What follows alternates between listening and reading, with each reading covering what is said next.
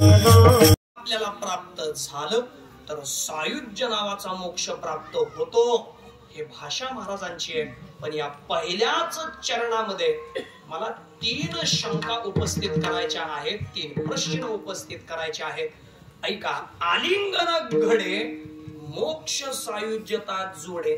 मग माझा पहिला प्रश्न आहे, मोक्ष म्हणजे काय? हे पहिल्यांदा मोक्ष म्हणजे काय हा पहिला प्रश्न आहे. पुढे महाराज बोलतात, मोक्ष सायुज्यता जोडे. सायुज्य नावाचा मोक्ष मिळतो म्हणतात, त्या अर्थी मोक्षात काहीतरी प्रकार असले पाहिजे, ते कोणते हा दुसरा प्रश्न आहे. आणि महाराज सांगतात, आलिंगन घडे मोक्ष सायुज्यता जोडे. आलिंगनाने मोक्ष मिळतो असं महाराज बोलतात. मग खरंच आलिंगन ही तर एक क्रिया, क्रियेनं मोक्ष मिळतो का? असे 3 प्रश्न आपल्याला पाहायचे आहेत. पहिला प्रश्न आहे, मोक्ष म्हणजे काय? हा नाही 10 नाही वाजवणार बरं का, 3 प्रश्नात सोडवणारे लोक. ऐका. पहिला प्रश्न आहे, मोक्ष म्हणजे काय? तर मोक्षाच्या 24 व्याख्या मला सापडल्यात बरं का. 24 व्याख्या सापडल्या. पण शहाजी महाराज 24 व्याख्या जर मोक्षाच्या आत्ता सांगायला लागलो तर 24 ताशी घड्याळाप्रमाणे 24 वाजतील. म्हणजे किती वाजतील? रात्रीच्या 12. आणि त्या व्याख्या ऐकता ऐकता तुमच्या आणि सांगता सांगता माझ्या. कशाला लय सांगा, उगा 1-2 सांगून देतो. ऐका. मोक्ष म्हणजे काय? एक तो बोलतो 24 प्रकारचं दुःख माणसाच्या जीवनामध्ये येतं, त्या 24 प्रकारच्या दुःखाची निवृत्ती होणं त्याला मोक्ष म्हणा. एक शास्त्रकार म्हणतो, दुःख निवृत्त व्हावं नाही, दुःख असावं पण त्याच्यामध्ये थोडं सुख मिळावं, त्या सुखाला मोक्ष असं तो म्हणतो. म्हणजे गडद अंधकाराची खोली आहे आणि त्याच्यामध्ये एक दिवा लावला तर तो किती छान दिसतो, तसं त्याचं म्हणणं आहे. भरपूर दुःख असावं आणि थोडं सुख मिळावं त्याला मोक्ष म्हणा. आणि या सगळ्या मोक्षाच्या व्याख्या अपुऱ्या पडतात अद्वैत तत्वज्ञानाची, म्हणजे वेदांत शास्त्राची व्याख्या. आत्यंतिक दुःखाची निवृत्ती आणि परमानंदाची प्राप्ती याला मोक्ष म्हणा. आत्यंतिक दुःखाची निवृत्ती म्हणजे काय? दुःख जावं पण थोड्या वेळा करता नाही. म्हणजे निवृत्तीचे बी 2 प्रकार आहेत. एक आहे आत्यंतिक निवृत्ती आणि दुसरी आहे लयरूप निवृत्ती. म्हणजे काय बरं का बाळांनो, मी तुम्हाला उदाहरणानं पटवून देतो. लयरूप निवृत्ती म्हणजे काय ते तुझं नाव काय रे? मोठ्याने सांग ना. संकेत. संचित. बरोबर. संचित, मला सांग, आत्यंतिक दुःखाची निवृत्ती आणि लयरूप असे 2 प्रकार निवृत्तीचे. मी तुला दोन्ही पटवून देतो. तुला वेदांतीच करतो आज. चल, काही अडचण नाही. ऐक. लयरूप निवृत्ती म्हणजे काय? एक माणूस दाढी करायला बसला, त्यानं केलं काय? ती क्रीम दाढीला लावली, त्याचा असा फेस केलावरचे केस काढले. आता सांगा, एकदा गालावरचे केस काढले की परत तिथं कधीच येत नाही. येतात होय? काय माहितीये? नाही, उत्तर दिलं चांगलं आहे. येतात ना केस, परत येतात. म्हणजे गालावरचे केस काढले तरी परत येतात. रूप निवृत्ती. आपल्याही जीवनातलं दुःख जात पण कायमचं कुठं जातंय? पुन्हा येतंय बघा. याला म्हणायचं लय रूप निवृत्ती. आणि आत्यंतिक निवृत्ती म्हणजे काय? संचित, एखाद्या माणसाला टक्कल पडला, मग किती उपाय केल्यावर तिथं केस येतात. लोक उपाय करू करू राहिलेले घालवतात पण तिथं येत नाहीत बघा. म्हणजे एकदा टक्कल पडला की केस पुन्हा येत नाहीत. याला म्हणायचं आत्यंतिक निवृत्ती. कळालं का नाही? ऐका. म्हणजे आत्यंतिक दुःख जावं आणि परमानंदाची प्राप्ती व्हावी याला मोक्ष म्हणा. मोक्षाची व्याख्या कळाली.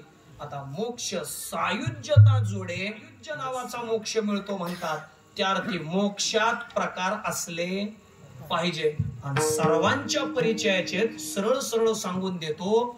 रोज आपण म्हणतो देवाची द्वारी उभा क्षणभरी ते दे मुक्ती चारी म्हणजे कोणते सलोकता, म्हणजे ज्या लोकांमध्ये देव राहतो त्या लोकाला जायला मिळणं वैकुंठ भुवनी घर केले सलोकता. पण केवळ वैकुंठामध्ये राहायला मिळालं असं नाही, आणखीन देवाच्या जवळ बसायला मिळणं याला म्हणायचं देवाच्या जवळ जायला मिळालं. ज्ञानोबराय सांगतायत लक्ष्मी वल्लभ तया जवळी, इथं समीपता आहे. तिसरा मोक्ष सांगितला स्वरूपता, म्हणजे जसं देवाचं स्वरूप आहे तसं दृष्टीला प्राप्त होणं. मातृपितृ भ्राता सहोत्रापार चतुर्भुज नर होऊन ठेले. इथं चौथा मोक्ष सांगितला सायुज्यता. ज्ञानोबराय म्हणतायत हरी हरी हरी मंत्र हा शिवाचा, मनती जे वाचा तया मोक्ष. इथं सायुज्य मोक्ष म्हणजे आपणच देव होणं, हा मोक्ष प्राप्त होतो. पण कशानं? संतांच्या आलिंगनानं. आलिंगनानं प्राप्त होतो. मग आलिंगन ही तर क्रिया आहे. क्रियेनं मोक्ष कसं? शास्त्र बोलतंय ज्ञानादेव तू कैवल्यम, ज्ञानानेच मोक्ष प्राप्त होतो. ज्ञानोबराय तर बोलतात ज्ञाने विन एके उपाय करीसी जितुके, तीही गुंफीसी अधिके रुखी. ज्ञानाशिवाय मोक्ष नाही. मग आलिंगनातून मोक्ष मिळतो काय? याचंही उत्तर दोन प्रमाणानं देतो. निळोबराय म्हणतायत अहो संतांच्या आलिंगनाची काय गरज आहे हो?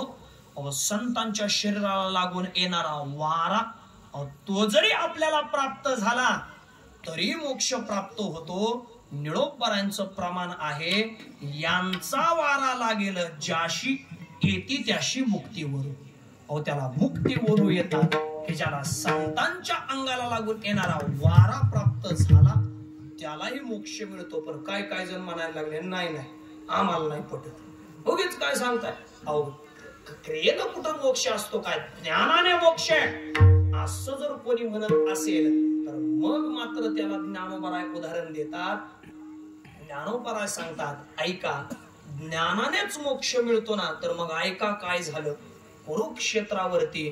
मग सावळा सकंकनू, म्हणजे जो सावळा आहे ज्याच्या हातामध्ये म्हणजे कड आहे बरं का अमोल महाराज, याच्यावरून सिद्ध झालं की भगवान परमात्मा सावळा आहे आणि त्याच्या हातामध्ये कंकण म्हणजे कड आहे.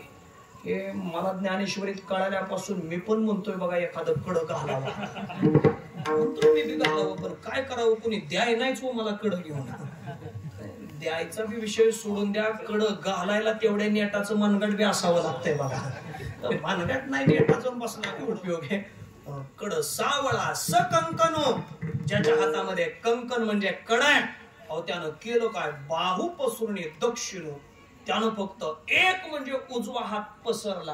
अहो तुम्ही म्हणाला आलिंगन द्यायचंय आणि मग एक हात पसरतोय आपण, दोन्ही हात पसरले जातात.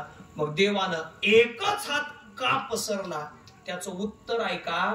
भगवान परमात्मा ऑन ड्युटी होते, रथाचं सारथ्य करत होते ना. एका हातामध्ये लगामेत आणि म्हणून एकच हात पसरला आणि केलं काय? बाहू पसरुनी दक्षिणू आलिंगीला स्वशरणू भक्त राजतो. अर्जुनाला आलिंगन दिलं पण त्याचा परिणाम हृदय एक झाले.